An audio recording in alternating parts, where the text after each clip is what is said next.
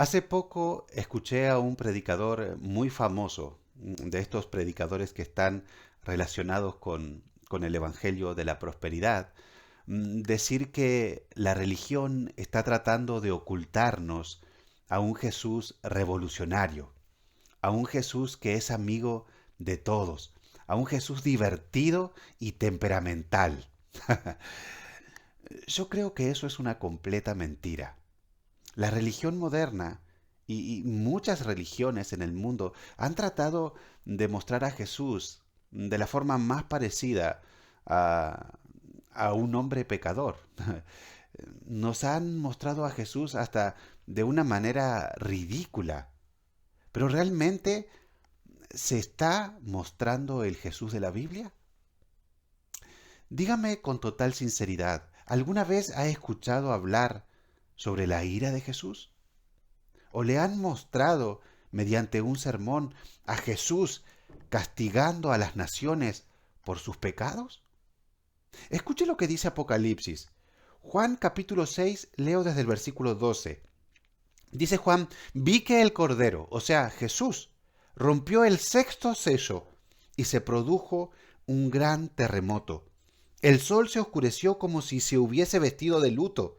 La luna entera se tornó roja como la sangre, y las estrellas del firmamento cayeron sobre la tierra como caen los higos verdes de la higuera sacudida por el vendaval.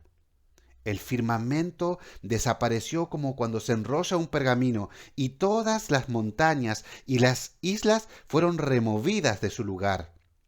Los reyes de la tierra, los magnates, los jefes militares, los ricos, los poderosos y todos los demás, esclavos y libres, se escondieron en las cuevas y entre las peñas de las montañas. ¿De qué se escondían? ¿A qué le temían? Todos gritaban a las montañas y a las peñas: caigan sobre nosotros y escóndannos. ¿De qué? De la mirada del que está sentado en el trono. Y algo más, y de la ira del Cordero. Porque ha llegado el gran día del castigo. Otras versiones traducen el día de la ira. ¿Quién podrá mantenerse en pie? Y alguno dirá, ¿hace falta leer pasajes como estos? ¿Hace falta estar asustando a la gente eh, con la ira de Dios? ¿Hace falta predicar sobre la ira de Dios? En nuestro estudio quiero que veamos 5 razones por la cual es muy importante hablar sobre la ira de Dios. Y quédese hasta lo último del video, porque la quinta razón es la más importante.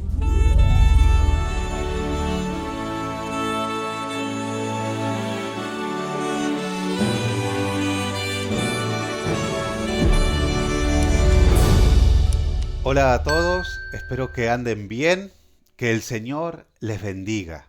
Muy agradecido con el Señor porque podemos estar un miércoles más estudiando su palabra. Pero este miércoles es especial, hacemos una interrupción nuevamente de nuestro estudio de Primera Timoteo por pedido de mi papá, por pedido del pastor. Escuchó este sermón sobre la ira de Dios que lo prediqué un domingo en nuestra asamblea, en nuestra congregación, y, y me dijo, sería bueno que grabes este estudio. Así que, obedeciendo al pastor, estamos grabando este especial sobre la ira de Dios. Nuestra pregunta disparadora es, ¿por qué predicar y por qué saber sobre la ira de Dios? Bueno, primero, porque es una doctrina bíblica. Y esto nos debería bastar. Tanto el Antiguo Testamento como el Nuevo Testamento y también de manera elocuente hablan sobre la ira de Dios. Jesús, que es en quien hemos puesto nuestra confianza, Él se apoyó en las Escrituras para enseñar. Él dijo, escrito está. Nuestro Señor dio su sangre como garantía de que este libro santo, la Santa Biblia, es palabra de Dios. Y no solo eso, sino que él también habló sobre la ira de Dios. Fíjese este pasaje tan conocido. Juan capítulo 3. Vamos a empezar a leer desde este versículo tan amado. Juan capítulo 3, versículo 16. La Biblia en miniatura, decía Charles Spurgeon. Dice, porque de tal manera amó Dios al mundo, que ha dado a su Hijo unigénito, para que todo aquel que en Él cree no se pierda, mas tenga vida eterna. Y dice el versículo 17, porque no envió Dios a su Hijo al mundo para condenar al mundo, no, sino para que el mundo sea salvo por Él. Él es el Cordero que quita el pecado del mundo. Él vino a este mundo a morir por los pecadores. Vino como un sacrificio, como Cristo es nuestra propiciación. Pero si no lo recibimos como un Cordero, luego nos tendremos que enfrentar a la ira del Cordero. Sigue diciendo el versículo 18, el que en él cree no es condenado, pero el que no cree ya ha sido condenado, porque no ha creído en el nombre del unigénito Hijo de Dios. Y en este mismo capítulo, que nos habla tan grandemente sobre el amor de Dios, termina con una nota de advertencia sobre la ira de Dios. Juan lo dice de esta manera.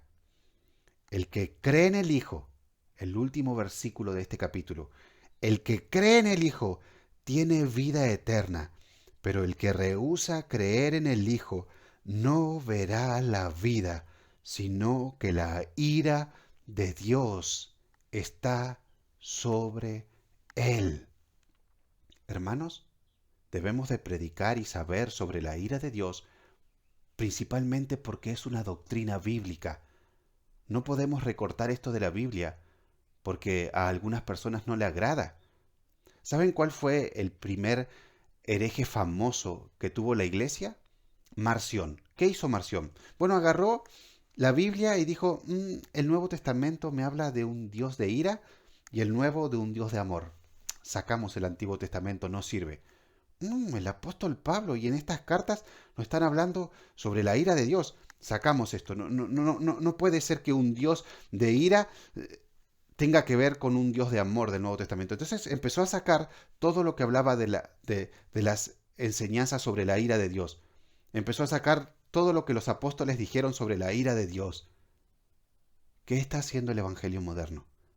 Agarra la Biblia, pero no nos habla del infierno, no nos habla de la justicia, nunca nos habla sobre la ira de Dios. Marción, como el Evangelio moderno, están en un gran problema. El apóstol Pablo dijo claramente que cualquiera que predique un evangelio diferente, aun si un ángel del cielo viene a predicarnos un evangelio diferente al apostólico, al que ellos predicaron, que caiga bajo maldición, es anatema. No podemos quitarle a la palabra de Dios. Segundo, porque conoceremos mejor a Dios. ¿Cuánto conoce a Dios? Nuestro trabajo es conocerle más y más, hermanos. Ahora, ¿sabe por qué hay tantos cristianos que le temen más al diablo que a Dios? Porque no conocen a Dios. Él es digno de nuestro temor. John Newton decía, su gracia me enseñó a temer. Hay muchos que hoy dicen, Dios te ama, Dios te ama, Dios te ama, pero se olvidan de decir a las personas, aunque no puedan explicarlo, que si no se han arrepentido de sus pecados, no están bajo el amor complaciente de Dios, sino bajo su ira. Miren lo que se atreve a escribir el salmista. Salmos 7:11. Dice, Dios es juez justo. Me gusta este versículo porque la justicia de Dios y la ira de Dios están íntimamente relacionadas. Dios es juez justo y Dios está airado contra el impío todos los días. O sea, Dios está airado contra el pecador todos los días. ¿Alguien puede decirme que no es pecador? Si no te has arrepentido, estás bajo la ira de Dios. Algo quiero explicar al llegar hasta acá. La ira de Dios no es un arrebato de ira como el que tienen los hombres. La ira de Dios no es como la del hombre, que de repente nos enojamos, rompemos cosas, gritamos y hacemos locuras, de las cuales después nos arrepentimos. No, la ira de Dios es inmutable. La ira de Dios es el justo castigo que cae sobre los pecadores que practican ese pecado que Dios aborrece. Anótelo. Es el justo castigo que cae sobre los pecadores que practican ese pecado que Dios aborrece. Porque es verdad, Dios aborrece el pecado. Pero al infierno, ¿quién irá? El pecador. No podemos sacar la ira de Dios de la Biblia porque a nosotros no nos gusta. Si hacemos eso, estamos cometiendo idolatría. No estamos adorando al Dios de la Biblia. Tercero, porque hoy se está revelando. Hoy Dios nos deja claro cómo se revela su ira. Hoy podemos identificar, porque Dios así nos ha querido revelar, quién se encuentra bajo la ira de Dios. En la mejor explicación del Evangelio que tenemos en la Biblia, el apóstol Pablo, para presentarnos el Evangelio, va a empezar a hablar sobre la ira de Dios. Esto ya nos tiene que dar un... si el apóstol Pablo, para presentar el Evangelio, habla de la ira de Dios, dice Romanos 1:18, porque la ira de Dios se revela desde el cielo contra toda impiedad e injusticia de los hombres que detienen con injusticia la verdad. Y nos empieza a nombrar en este capítulo quiénes son aquellos que están bajo la ira de Dios. ¿Quién piensa usted que nombrará? ¿Aquellos que han sufrido una catástrofe? ¿Aquellos que están con enfermedades terminales? ¿Aquellos que tienen COVID? ¿O los perseguidos es que están bajo la ira de Dios? ¿Los despreciados? ¿Los pobres? No. Desde el versículo 19 al 22 dice que están bajo la ira de Dios aquellos que no quieren creer, aquellos que rechazan la verdad. Del versículo 23 al 25, los que practican la adoración a ídolos. Del versículo 26 al 27, los que han cambiado el uso natural del sexo, los homosexuales. Y termina estos versículos, lo leo en una versión moderna, en la NBI, termina diciendo esto: además, como estimaron que no valía la pena tomar en cuenta el conocimiento de Dios, Él a su vez los entregó, o sea, los abandonó a la depravación mental. ¿Para qué? Esto es estar bajo la ira de Dios, para que hicieran lo que no debían hacer. Se han llenado de toda clase de maldad, perversidad, avaricia y depravación. Están repletos de envidia, homicidios, disensiones, engaño y malicia. Son chismosos, calumniadores, enemigos de Dios, insolentes, soberbios, arrogantes, se ingenian maldades, se rebelan contra sus padres, son insensatos, desleales, insensibles, despiadados. Saben bien que, según el justo decreto de Dios, quienes practican tales cosas merecen la muerte. Sin embargo, no solo siguen practicándolas, sino que incluso aprueba a quienes las practican. Así podemos reconocer a alguien que está bajo la ira de Dios, alguien que se está hundiendo cada vez más y más en el pecado. Puede estar prosperando un montón, puede estar siendo un hombre feliz porque ama sus placeres, puede estar creciendo y siendo famoso e influyente, pero si se está hundiendo cada vez más y más en su pecado, es una clara evidencia de que está bajo la ira de Dios, porque está acumulando ira, está acumulando castigo para el día en que se revele totalmente la ira de Dios. Cuarto argumento: porque entenderemos mejor la ley. Note qué interesante este versículo, Romanos 4:15. Dice, pues la ley produce ira, pero donde no hay ley, tampoco hay transgresión. La ley produce ira y estamos hablando de la ira de Dios. Hermanos, la ley no fue dada para que el hombre trate de salvarse por medio de ella. La ley no fue dada a la iglesia para que la iglesia empiece a guardar el sábado y así pensar que se está ganando el cielo. No, la ley nos fue dada para mostrarnos cuán necesario es Cristo, cuán necesario era un sacrificio por nuestros pecados, que Cristo sea nuestra propiciación. ¿Por qué? Porque la ley nos muestra algo evidente, algo que el hombre trata de ocultar, algo que el hombre trata de decir, no es tan así, y aunque la religión moderna trata de ocultar, que sin Cristo, que sin el nuevo nacimiento, nos encontramos bajo la ira de Dios. La Biblia dice que Dios mandará a los mentirosos al infierno.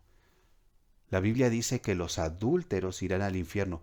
Y no solo eso, Jesús dijo que aún los que tienen pensamientos de adulterio, aún aquellos que se enojan contra su prójimo al punto de insultarlo, ya muestran que hay asesinato en su corazón y que son merecedores de las llamas del infierno. Eso lo enseñó Jesús. La ley no fue dada para salvarnos. La ley produce ira. La ley muestra que todo el mundo se encuentra bajo la ira de Dios y muestra cuán necesario es un Salvador. Y eso nos lleva a nuestro último punto. Quinta y última razón, porque es esencial en el Evangelio. Esta es la razón más importante. Es esencial en el Evangelio hablar sobre la ira de Dios. Hoy nos encontramos con la ironía de que los evangélicos no saben predicar el Evangelio. ¿Saben por qué? Están obviando algo muy importante. Tal vez para no caer mal, o tal vez porque a muchos no les gusta la ira de Dios. ¿Y qué te dicen? Dios te salva de la pobreza, Dios te salva de la enfermedad, Dios te ayuda a prosperar, Dios te salva de la depresión. Y es verdad que una vida en Cristo es mucho mejor. Pero, ¿cuál es el Evangelio? ¿De qué nos salva Dios? ¿De qué? Fíjese lo que dice Romanos 5:9. Aquellos que han sido justificados, aquellos que han sido salvados. Romanos 5 es uno de mis capítulos preferidos. Pero fíjese lo que nos dice. Pues mucho más, estando ya justificados en su sangre, aquellos que han recibido el sacrificio de Cristo como propio, como suyo, por él seremos salvos de la ira. Hermanos, Dios nos salva de Dios. En su justicia y porque es un juez bueno, debe castigar a los pecadores. Uno de los versículos que más he predicado, que Lutero decía que es el pasaje más importante de Romanos y de toda la Biblia porque contiene de una forma resumida el Evangelio. Dice que la única forma en que un Dios justo y bueno, como es nuestro Dios, pueda llevar a pecadores que no lo merecen al cielo, es a través del sacrificio de Cristo. Dicen estos versículos que Cristo fue propiciación. ¿Y qué quiere decir esto? Un sacrificio que aplaca la ira de Dios. Esa es la única manera en que un Dios santo y justo pueda llevar a pecadores que no lo merecen al cielo a través del sacrificio de Cristo en la cruz del Calvario. Hermanos, decir que estamos en el tiempo de la gracia no es decir que la ira de Dios se suprimió, sino que ahora sabemos que parte de esa ira fue derramada en la cruz del Calvario. Todo pecado será castigado. y el pecado del pueblo amado por Dios. El pecado de todos aquellos que se arrepientan y pongan su fe en Jesucristo también será castigado. Y también fue castigado. ¿Sabe sobre quién? Sobre Cristo en la cruz del Calvario. El tiempo de la gracia no suprimió la ira de Dios. Es como que Dios, para ilustrarlo de alguna manera, está con una mano sosteniendo la ira que se viene, el castigo justo de Dios, y con la otra está llamando al pecador para que venga a Jesucristo, para que se arrepienta de su pecado y ponga su fe en Él. Pero cuando termine el tiempo de la gracia, ambos brazos, ambas manos se bajarán. No habrá más llamado al arrepentimiento, y lo único con que se encontrarán las personas es con la ira de Dios. Por eso usted nunca va a encontrar en la Biblia que los profetas o los apóstoles ni Jesús predicó diciendo Dios te ama. ¿Cuál era la prédica de ellos? Arrepiéntete y pon tu fe en Jesucristo. ¿Por qué? Porque hay un día de ira que se viene.